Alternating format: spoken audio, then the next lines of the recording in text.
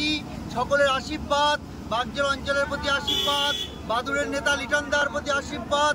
বাগজোলার বাদুড়িয়া দেখিয়ে দিয়েছে, হাইসে বসির দেখিয়ে দিয়েছে তৃণমূলের পক্ষে সমস্ত লোক লক্ষ লক্ষ ভোটের ব্যবধানে তৃণমূল কংগ্রেসকে জয়যুক্ত করেছে, হাই সাহেবকে আশীর্বাদ করেছে।